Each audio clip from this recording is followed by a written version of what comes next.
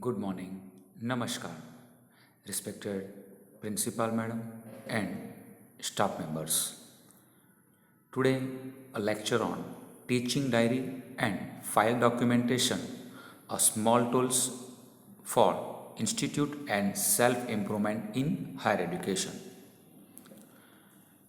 Teaching nowadays has become a challenging and ever changing profession. Personal record of teacher.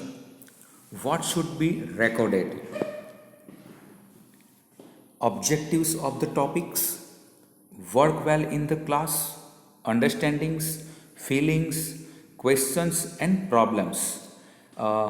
Staff members, diary लिखने के लिए आपको lecture से पहले या तो एक दिन पहले या तो बिफोर लेक्चर आप डायरी लिख सकते हैं। डायरी अगर आप लिखते हैं तो डायरी लिखने से क्या आपको लाभ मिलता है?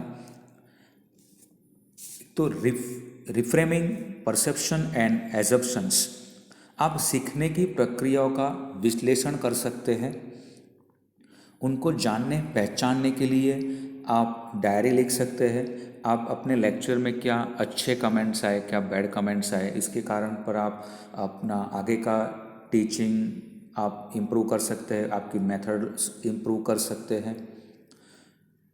दूसरा है प्रोवाइडिंग फीडबैक। आपके अनुभव के आधार पर आपके लेक्चर्स में विद्यार्थी के वर्तन पर आपका सोचने का वक्त मिल जाता है, आपका फीडबैक मिलता है। राइटिंग स्किल्स आपकी इम्प्रूव होती है, आपका प्रोफेशनल प्रैक्टिस भी धीरे धीरे बढ़ता है।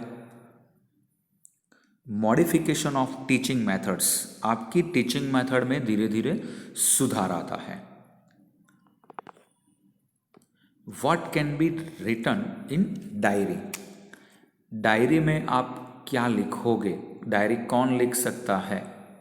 नो फिक्स स्ट्रक्चर्स और मेथड, डायरी लिखने के लिए कोई फिक्स स्ट्रक्चर्स और मेथड्स नहीं है। एक अध्यापक अपनी बेसिक प्राथमिकताओं के आधार पर वो डायरी लिख सकता है। डायरी लिखने के लिए डायरी में कौन सी आइटम्स आएगी वो देखते हैं। डायरी में सबसे पहले आप अपना नाम लिखें, आपका क्लास, आप कौन से क्लास में लेक्चर्स लेने जा रहे हो वो क्लास लिखें, सब्जेक्ट्स और डेट।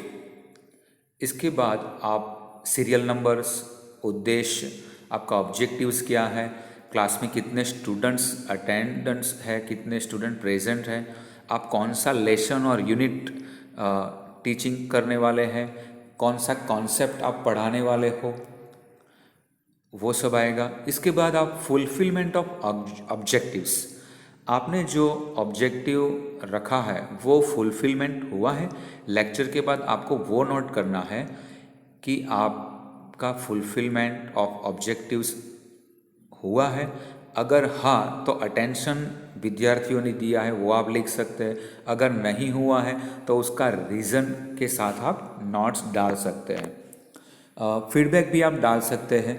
फीडबैक के अंदर आप देखा जाए तो विद्यार्थियों का आप चैट बॉक्स, कमेंट बॉक्स में लिख सकते हैं, या आप लेक्चर के दौरान विद्यार्थियों को नाम के बगैर की आप चिट्ठी भी लिखवा सकते हो और आप उसके ऊपर आपका इम्प्रूवमेंट बढ़ सकता है। ओके, आप फिर आगे डायरी में आप कौन से टीचिंग टूल्स का इस्तेमाल किया वो हम लिख सकते हैं कि आपने direct chalk and talk green board पे आपने पढ़ाया, ऑडियो से आपने विद्यार्थियों को पढ़ाया, वीडियो से पढ़ाया, पीपीटी शो किया, या आप ऑनलाइन लेक्चर्स लेते हैं तो लाइव बुक पेजेस आपने शो किया, नोट पेन से पढ़ाया। ओके, ये सब आएगा। इसके बाद आपने कौन सी बुक में से पढ़ाया है, उसके ऑथर का नाम आप लिख सकते हैं, बुक का नाम लिख सकते हो, और कौन से पेज पर से आपने टॉपिक पढ़ाया वो भी आप लिख सकते हैं। इसके अलावा आपको जो ज़रूरी लगे वो आप लिख सकते हो। ओके, इसके बाद डेली वर्क नोट्स, आप ये लेक्चर्स की तो ये हमने बात कह दी, लेकिन डेली वर्क नोट्स जो लेक्चर्स के अलावा आपको लिखना है वो आप अपने तरीके से आप लिख सकते हैं। जैसे कि आप स्टूडेंट के साथ पर्सनल काउंसलिंग करते हैं वो आप लिख सकते हो। इवेंट्स, कॉलेजेस में कोई भी इवेंट्स ऑर्गेनाइज की हो या आप कहीं बाहर कोई इवेंट्स में पार्टिसिपेट करने गए हो वो आप लिख सकते हैं पूरे रिपोर्ट्स के साथ। समरी आप रिपोर्ट लिख सकते हैं। आप कलीग्स मेंबर्स के साथ या क्लास 3-4 के साथ जो डिस्कशन हुआ है वो आप लिख सकते हैं। विद्यार्थी को आपने गाइडेंस दिया हो वो आप लिख सकते हैं। आपने कितनी लीव्स ली, आप कब छुट्टी पर गए, किस रीज़न के साथ गए, वो आप लिखोगे तो आपको फ्यूचर में कहीं ना कहीं वो रिकॉर्ड आपको काम आता है। ओके, जो डायरी लिखने के लिए, टीचिंग डायरी लिखने के लिए आपको एक फॉर्मेट मैंने यहाँ पे प्रस्तुत किया है, उस हिसाब से आप टीचिंग डायरी लिख सकते हैं। Okay, name of faculty, class, date, serial number, subject, objectives, number of students presents, lessons, unit, concept, fulfilment of objectives, teaching aids, feedback and remarks, और साथ में आपकी सिग्नेचर्स भी होनी चाहिए। ओके, आप जब इंस्टीट्यूट में टीचिंग के अलावा काम बहुत सारे करते हैं तो उसका भी फाइल डॉक्यूमेंटेशन होना बहुत ही ज़रूरी है। तो आपके पास अथॉरिटीज़ ने जो अलग अलग आपको पोर्टफोलियो डिस्ट्रीब्यूट किए हैं उस पोर्टफोलियो की आप अलग से फाइल बनानी पड़ती है। समझो कि आप के पास 2 या 3 पोर्टफोलियो है तो वो 2-3 पोर्टफोलियो की अलग अलग फाइल्स आपको बनानी है। तो फाइल के फ्रंट पेज पे आप अपना नाम लिखें, पोर्टफोलियो जो एक्टिविटी जो करने वाले हैं उसका नाम लिखें, और किस ईयर्स में आप लिख रहे हो एकेडमिक ईयर्स भी लिखें। ये जो डॉक्यूमेंटेशन है, ये जो पोर्टफोलियोज है, वो पोर्टफोलियोज आप NAAC और GIRSF में भी आप उसका यूज़ कर सकते हैं। और ये डॉक्यूमेंटेशन करने के बाद आपका पोर्टफोलियो का रिकॉर्ड अच्छे से मेंटेन होगा। तो आइए देखते हैं अलग अलग क्राइटेरिया वाइज हम कैसे फाइल रिकॉर्ड मेंटेन रख सकते हैं वो देखते हैं। 1, एडमिशन। एडमिशन कमिटीज़ में जो हेड होते हैं उसको क्या क्या अपनी फाइल में डॉक्यूमेंट्स रखने चाहिए वो देखेंगे। टोटल नंबर ऑफ फॉर्म्स, कितने फॉर्म्स आए वो हम रिकॉर्ड रखेंगे। Number of section seats, university की तरफ से कितनी सीट्स की मंजूरी हमें मिली है वो आप लिख सकते हैं। Total number of enrol students, कितने विद्यार्थी एनरोल हुए हैं वो आ जाएगा। Number of students other states, admission संपन्न हो जाता है उसके बाद हमारे एनालिसिस करना पड़ता है कि कितने स्टूडेंट्स अदर स्टेट्स के हैं और कितने विद्यार्थी रिजर्व कैटेगरी में से आए हैं, SC ST OBC EWS etcetera. अगर आप चाहे तो मेरिट लिस्ट भी साथ में रख सकते हैं।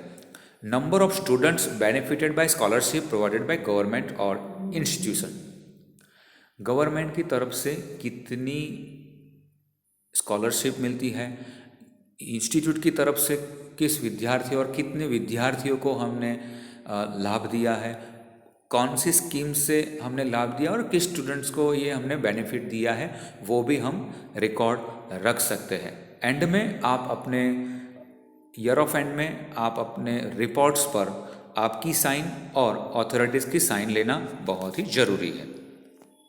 Second, research publication.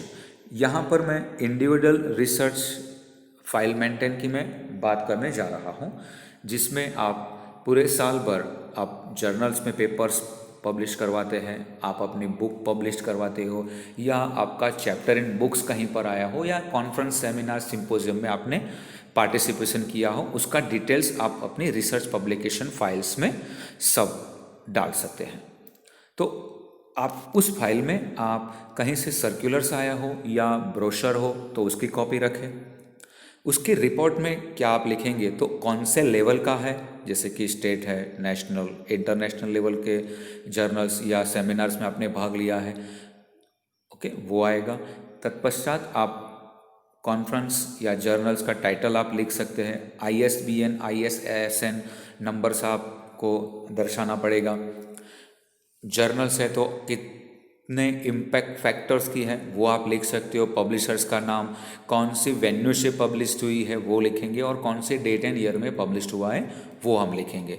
Seminar, workshop और कॉन्फ्रेंस में भी आप सेम टू सेम लिख सकते हैं। कौन से लेवल के सेमिनार्स, कॉन्फ्रेंस में आपने पार्ट लिया है, उस कॉन्फ्रेंस का टाइटल क्या है, आपका पेपर जो आपने प्रेजेंट किया है वो पेपर प्रेजेंट किया है उसका टाइटल आएगा।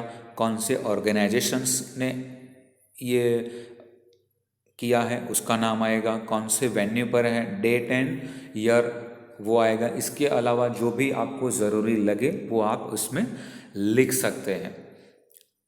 रिसोर्स पर्सन, कहीं पर आपको न्योता मिला हो और कहीं रिसोर्स पर्सन पर आपको ये चांस मिला हो तो सेम एज आप वो रिकॉर्ड आप रख सकते हैं।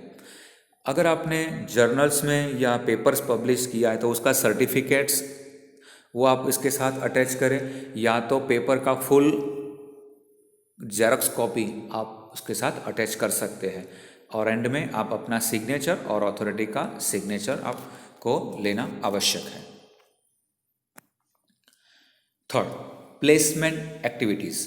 प्लेसमेंट एक्टिविटीज़ में आप अपनी फाइल में सर्कुलर्स आप डालोगे, date wise, number of organization visit, कितनी विजिट में आपने लेटर लिखा हो या कौन सी इंस्टीट्यूट, कौन सी कंपनी यहाँ पर विजिट करने आई हो वो आपको लिखना है। नंबर ऑफ स्टूडेंट्स पार्टिसिपेशन, हर बार जो कोई भी कंपनीज यहाँ पर आती है और उस प्लेसमेंट में कितने स्टूडेंट ने भाग लिया वो आपको लिखना है। नंबर ऑफ स्टूडेंट प्लेस्ड, कितने विद्यार्थियों को कंपनी ने हायर किया, उनको जॉब दी, वो आपको लिखना है। यहाँ पर दो तरीके से आप लिख सकते हो, एक तो कैंपस में जो प्लेसमेंट हुआ है उसका आप रिकॉर्ड रखना है, या ऑफ कैंपस का रिकॉर्ड रखना है। हमारा कोई स्टूडेंट्स बाहर जाकर इंटरव्यूज़ देते हैं और वहाँ पे वो सिलेक्ट होते हैं तो वो ऑफ कैंपस कहा जाएगा, तो वो अलग अलग आप रिकॉर्ड उसको रखना है।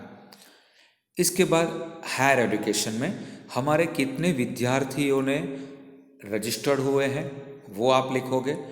नेम ऑफ इंस्टीट्यूट, जो विद्यार्थी हायर एजुकेशन में गए वो कौन सी इंस्टीट्यूट में ज्वाइन हुए वो लिखना है। कौन से कोर्स में उन्होंने एडमिशन लिया है वो लिखना है। और कितने विद्यार्थियों ने पूरे साल में वहाँ पर एडमिशन लिया है वो आप लिख सकते हैं।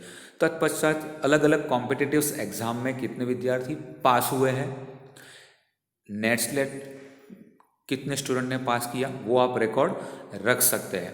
और ये जो भी प्लेसमेंट एक्टिविटीज़ की आप काम करते हैं उसका आपको लोकल या नेशनल न्यूज़पेपर में आप दे सकते हैं, और उस न्यूज़पेपर की कटिंग आप अपनी फाइल में रख सकते हैं। अब जो कोई भी काम करते हो वो उसका एक्टिविटी रिपोर्ट्स कॉलेज की, इंस्टीट्यूट की वेबसाइट पर विद फोटोग्राफ्स आपको अपलोड करना है और सिग्नेचर्स के साथ आप अपलोड करेंगे। Fourth activity, NSS activities.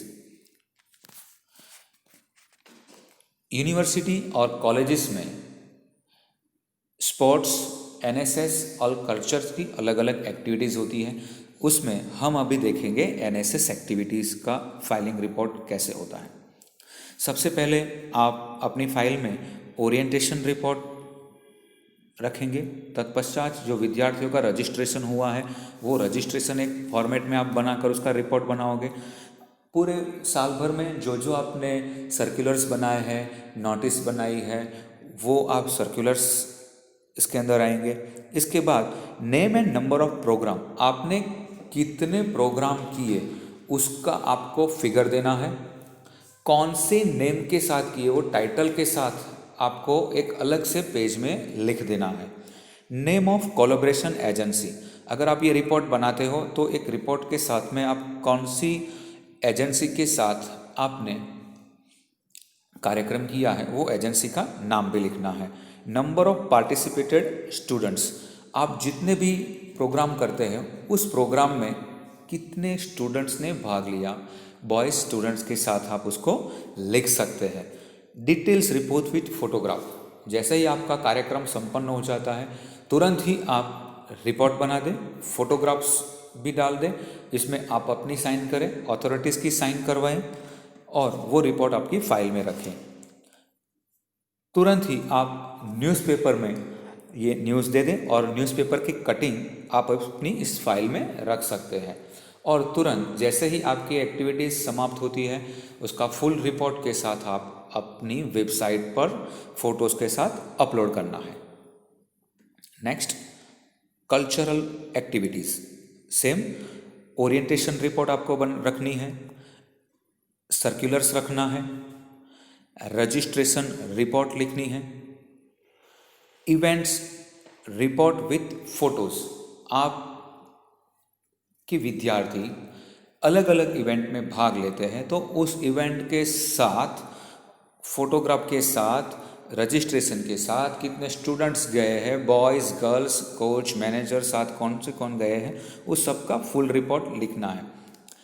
Report में आप क्या लिखेंगे तो एक्टिविटी नेम, कौन से लेवल के कंपटीशन में गए हैं, जैसे कि स्टेट है, रीजनल है, नेशनल है, इंटर कॉलेज है, इंटर यूनिवर्सिटी है, वो अलग अलग लेवल के साथ कितने विद्यार्थियों ने भाग लिया, बॉयज़ गर्ल्स के साथ आप दर्शा सकते हैं।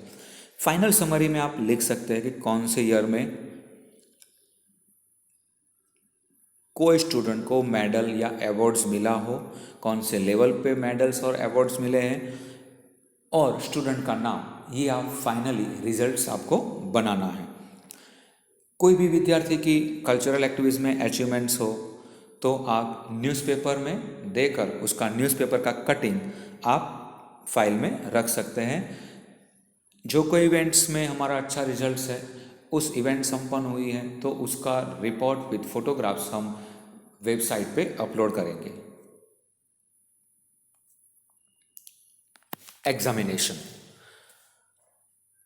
एग्जामिनेशन फाइल के अंदर यूनिवर्सिटी की तरफ से और कॉलेज की तरफ से जो जो नोटिस बनाई है वो सब सर्कुलर्स फाइल में आएंगे। एंड ऑफ द एग्ज़ाम आप number of students fill up the forms, कितने विद्यार्थियों ने साल भर में एग्जामिनेशन के फॉर्म्स भरे हैं वो डिटेल लिखनी है। Number of students appeared exam, कितने विद्यार्थियों ने एग्ज़ाम में दी है वो आएगा। तत्पश्चात रिजल्ट के बाद एग्ज़ाम संपन्न हुए, रिजल्ट जब डिक्लेयर हो जाता है तो कितने विद्यार्थी पास हुए हैं वो परसेंटेज के साथ आपको लिखना है। और नंबर ऑफ़ स्टूडेंट्स एडीकेटी और फेल हुए वो भी हम रखें तो हमारे नेक्स्ट ईयर के इम्प्रूवमेंट के लिए अच्छा रहेगा। सब्जेक्ट वाइज रिजल्ट हम अगर बनाते हैं तो वेल एंड गुड है। एंड में सिग्नेचर्स आपकी आएगी और अथॉरिटीज़ की सिग्नेचर आएगा। एलुमनी एक्टिविटीज़, एलुमनी एक्टिविटीज़ में साल भर में हम जो जो एक्टिविटीज़ करते हैं उसका सर्कुलर्स वो हम डालेंगे।